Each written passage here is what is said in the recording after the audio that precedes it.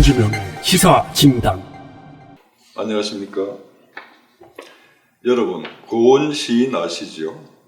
86세의 고은 시인이 자신의 성추행 의혹을 제기한 최영미 시인과 언론사를 상대로 낸 손해배상 소송건입니다. 그 소송에서 고은 씨는 예상대로 패소했습니다. 어이없게도 소송을 당한 최 시인은 고은 씨가 술집에서 바지 지퍼를 열고 다른 여성에게 신체 특정 부위를 만져달라고 했고, 박모 시인도 고은 씨가 어느 술자리에서 여성을 성추행했다는 내용을 미투 운동 일환으로 밝혔습니다. 이에 고은 씨는 허위사실로 자신의 명예를 훼손했다며 이들을 상대로 10억 7천만 원의 손해배상 청구 소송을 냈습니다. 소송에서 청구된 금액이 10억대이니 그 명예가 무척이나 높았는가 봅니다. 여러분, 한때 노벨문학상 수상 후보자로 거론되던 고은 시인 잘 아실 겁니다. 그는 지난 좌파 정권의 비호를 받아 노벨상 후보자로 승승장구하지 않았습니까? 그런 고은 씨가 상습적인 성추행 가해자로 드러나면서 한국 문단은 물론 한국 사회를 발칵 뒤집어 놓았지요.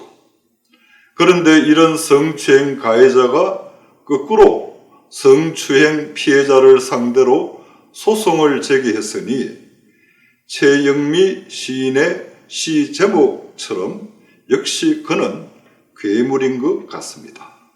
저도 한국 문단의 일원으로서 보고 들었던 이야기가 많습니다. 그런데 이번 고은 재판을 보면서 몇 말씀 드리겠습니다. 제가 존경하는 문단 원로이신 어느 분의 책에서 고은 씨에 대한 충격적인 글을 읽었습니다. 인생 두 동강 난 불행한 구자운 시인에 대한 글이었습니다. 구자운 시인은 한때 촉망받았던 시인이었고 안정된 직장과 예쁜 아내와도 잘 살고 있었답니다. 그런데 그만 그에게 불행한 일이 생기고 말았는데 그 불행한 일이란 아내를 다른 사람에게 빼앗겨 이혼을 당하고 억울하게 세상을 떠났다는 것입니다. 글 내용은 이렇습니다. 지금 이름을 대면 천하가 다 알만한 K 시인이 환속을 하여 서울에서 동가식 서가숙할 무렵 친구 우정으로 자기 집에 불러들여 숙식 제공한 게 그만 화근이 되고 말았다는 겁니다. 구자운 시인이 매일 출근하고 나면 집에는 친구로 여겼던 K 시인과 구 시인의 아내만 달랑 남아있다 보니 그만 두 사람이 정이 통했고 결국 예쁜 아내를 K 시인에게 빼앗겼다는 것입니다. 문단에서는 이 충격적인 일이 한때 술 안주감이 되었다고 하지요.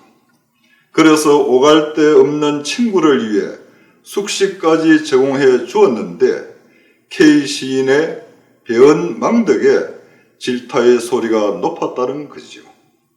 여러분, 그 K 시인이 누구인지 대충 짐작하실 겁니다. 바로 고은 시인 아닙니까? 한 가정을 파탄시킨 이런 악덕 고은 씨에 대해 최영미 시인은 근년에 미투 운동으로 발표한 성추행 폭로 내용의 시 괴물을 발표했습니다.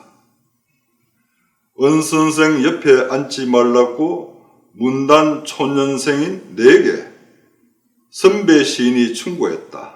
젊은 여자만 보면 만지거든. 노벨상 후보로 은의 이름이 거론될 때마다 은이 노벨상을 받는 일이 정말 일어난다면 이 나라를 떠나야지. 이런 더러운 세상에서 살고 싶지 않아. 괴물을 키운 뒤에 어떻게 괴물을 잡아야 하나? 여러분, 이 시에서 지목한 은은 고은시를 말하고 있습니다.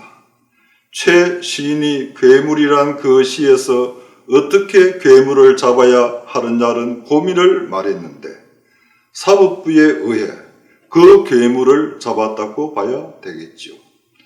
결국 고은은 명예라는 이름으로 소송했지만 역설적으로 패소라는 불명예를 안게 되었고 더 나아가 보면 한 시인으로서 한 인간으로서 사형 선고를 받은 거나 다름없겠지요. 전지명의 시사진단이었습니다.